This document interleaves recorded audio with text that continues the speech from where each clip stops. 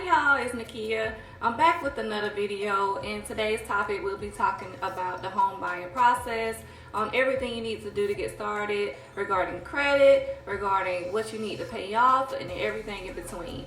So today I will try to keep this video on the short end of the spectrum, but we will be going over a lot of stuff today that I'm going to try to cover for y'all. But again, I'm an open book. You can reach out to me about anything that I might have not covered today in this video presentation, but you can always ask me anything you want to hear. I'm not a person that's going to judge you by what credit score you have or how much money you have saved. I'm not that type of person. I'm an open book. I'm going to keep it real with you. I love to teach, and I'm here for any real estate need that you have. So stay tuned and we will get started now. Alrighty, so throughout this video, you'll see me referring back to my iPads just so I make sure I hit on every topic that I wanted to cover today. And the first topic that we're going to cover is how to increase your credit score before buying a house. Now, tip number one is to pay off any debt that you do have. Pay off as much debt as you can because lenders look at something called a debt to income ratio. Now, I have a team of lenders that I kind of work with that are my preferred lenders that I could offer to you, but it's always up to you to grab any kind of lender that you want to use. And I'm just here as a reference that you could use to get any lenders that I think are great lenders. I make sure I choose a lender who's going to look at all options for you, someone who's going to listen to you and give you tips and advice on how to get to a better spot to where you're able to buy and afford your own home, especially for first-time home buyers. Okay, and a little sub tip to the debt situation is lenders look at something also called a credit utilization ratio. They don't want you to be spending the total amount of whatever credit limit that you have. So my rule of thumb is to keep it under 20%. Most will say 30%, but I'm kind of like a safe person. I play it safe, so I keep mine under 20%. So this, for an example, you have a $10,000 credit card. Don't go spending $5,000, $7,000 of that credit card because it makes your credit utilization ratio go up. So you want to keep that on the lower end of the spectrum. So I would not go over 20%. They like to see that you have a lot of money that you could use in credit, but you choose to be responsible and to only use that 20%.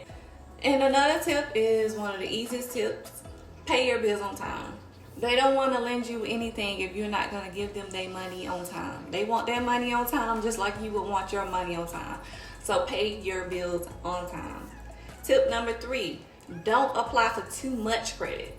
There's something called hard inquiries. When you are applying for something, it puts what we call a hard inquiry on your credit report. Now, it typically takes about 2 years for those inquiries to fall off, but if you want to buy a home, you don't got 2 years to wait. I mean, you maybe do, but nobody wants to wait 2 years for just a hard inquiry to fall off. So one thing I like to tell people is if you're going to apply for something, make sure that you're going to get it. Look at your odds to getting it before you actually apply, and make sure that it may be a long line of credit. So a $25,000 card may do your credit more good than applying for 5 different $1,000 cards.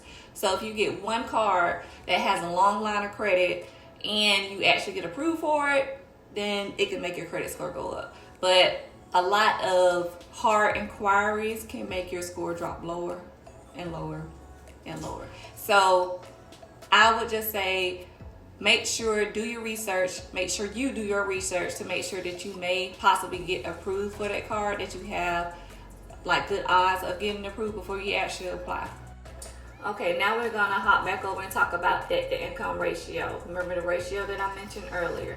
So this is your gross monthly income that goes towards paying off your debt. Now, the less debt that you have, the less risky that you seem to the lender when applying for a home loan. And you basically get this number by taking all of your income, and then you're going to divide the amount of recurring debt that you have per month, and then you get a percentage, and that percentage is what lenders are going to use to see if you qualify for a pre-approval.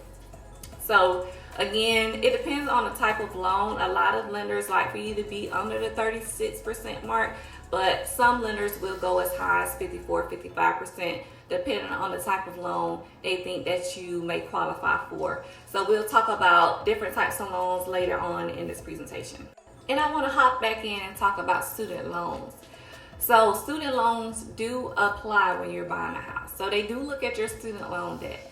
But one thing that FHA has done is made it where they no longer charge you 1% of your student loans, and now they charge you 0.5%, kind of like the conventional loans. Now you may be confused because I haven't talked about that yet, but FHA is a federal housing association that kind of helps people be more qualified for loans. So they go up to that 54, 55-ish percentage as far as the debt to income ratio versus the 36% with the conventional loan. But they've made it more where student loans won't hurt you as much. A lot of people in the past years have not been able to get a home because their student loans put them over the debt to income ratio that they needed to have to get a pre-approval. But now, around August 26th, they're making it official to where now it's only 0.5%. Now, an example of that is saying you owe $100,000 student loan, just to make it easier. They would used to apply $1,000 that you're paying in debt every month towards you, and that makes your debt to income ratio higher. But now it will lower it for people. So if you were trying to apply over the last 3-4 years and you couldn't get approved because of the student loan debt, then try again, because August 26th, it is changing. So you might be able to get pre-approved now. But again, we'll talk about the different types of loans later on, but I just wanted to throw that out there as far as a connection to the debt to income ratio.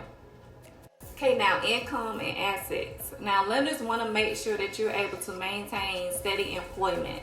They typically like for you to have 2 years of employment in the same line of work. Now this doesn't mean that you have to have the same job, the same line of work. So that's because I'm also a nurse.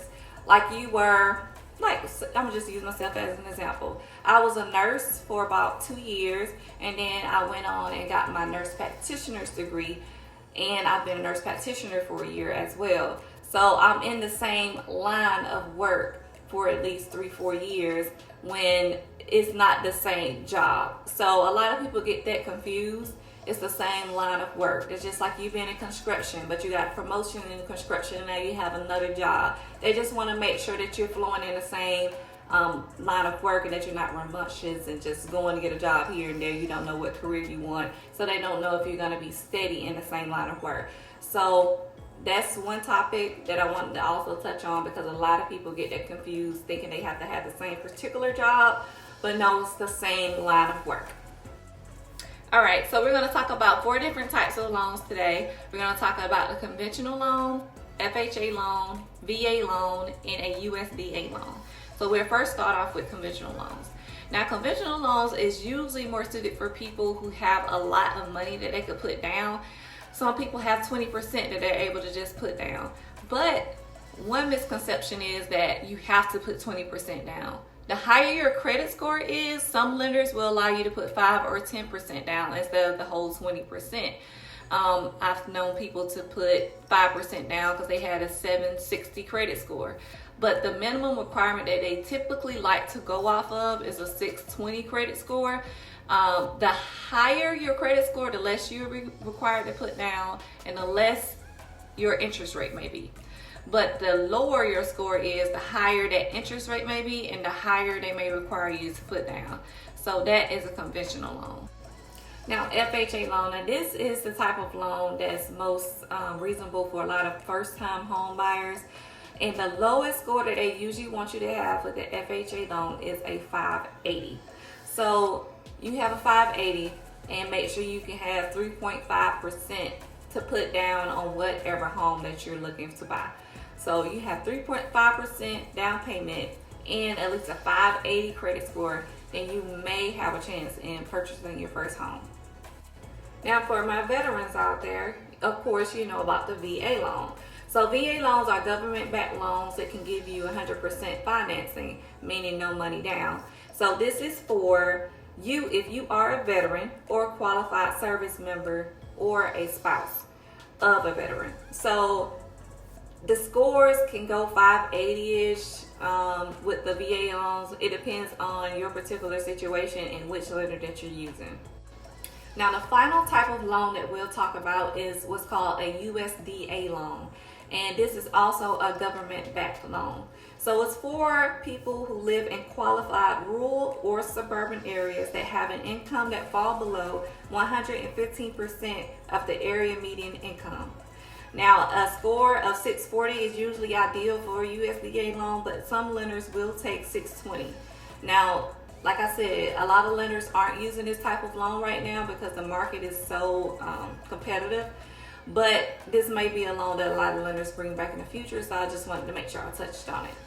All right, so that is a wrap for today's session. If you have any more questions, please don't hesitate to reach out to me. I am not a lender. A lot of stuff we covered today were a lot of lender questions, but I do have a team of lenders who are always willing and ready to answer any question I have, and I can feed that information back to you.